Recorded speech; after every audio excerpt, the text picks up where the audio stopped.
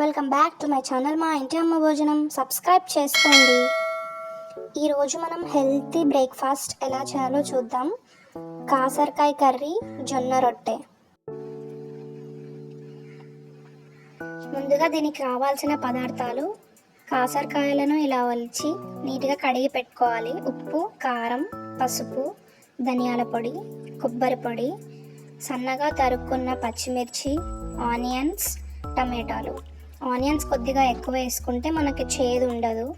ముందుగా ఇలా stove on చేసి ప్యాన్ పెట్టుకుందాం. ఇప్పుడు ఇందులో కొద్దిగా ఆయిల్ వేసుకోవాలి. అలా ఆయిల్ కొద్దిగా హీట్ అయిన తర్వాత మనం పచ్చిమిర్చి వేసుకుందాం.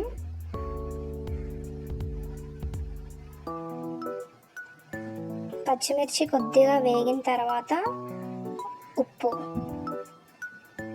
కాకరకాయలకు సరిపడా ఉప్పు వేసుకోవాలి. తర్వాత ఇందులో కాకరకాయలను వేసుకుందాం.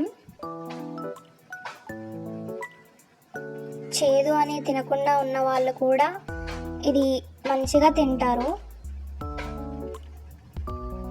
అంత టేస్టీగా ఇప్పుడు మనం చేసుకుందాం.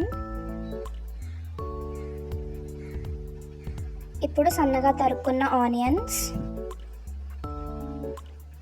కొద్దిగా పసుపు ఇలా వేసుకొని బాగా మిక్స్ చేసుకోవాలి.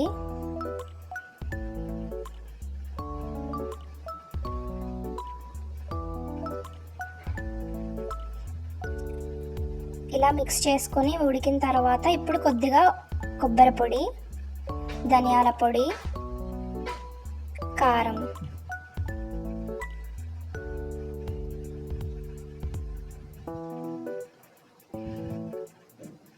మొత్తం ఈవెన్గా కలిసిపోయేలాగా ఇలా కలుపుకోవాలి.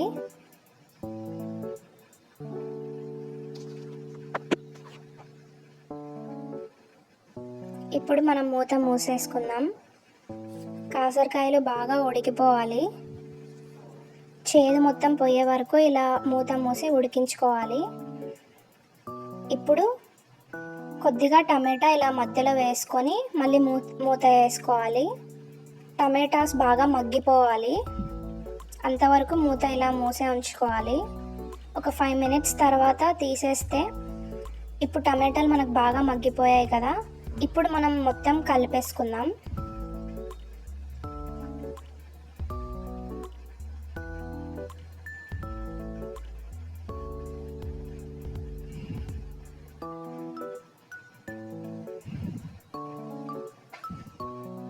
అంతే, మనకు టేస్టీగా, తినని వాళ్ళు కూడా తినే విధంగా హెల్తీగా కాకరకాయ కర్రీ రెడీ.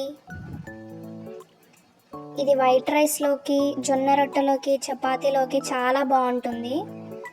ఈరోజు మేము హెల్తీగా బ్రేక్ఫాస్ట్కి చేసుకున్నాం జొన్న రొట్టె, కాకరకాయ కర్రీ. ఆల్రెడీ జొన్న రొట్టె ఎలా చేయాలో మా ఇంటి అమ్మ భోజనం ఛానల్లో వీడియోస్లో ఫుల్ వీడియో ఉంది, చూసేయచ్చు.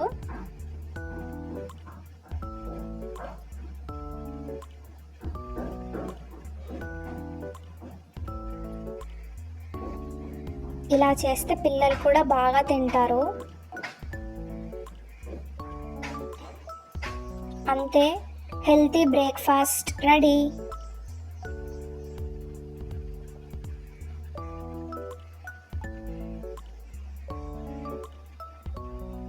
ఇలాంటి మరెన్నో వీడియోస్ కోసం సబ్స్క్రైబ్ చేసుకోండి మా ఇంటి అమ్మ భోజనం. Thanks for watching.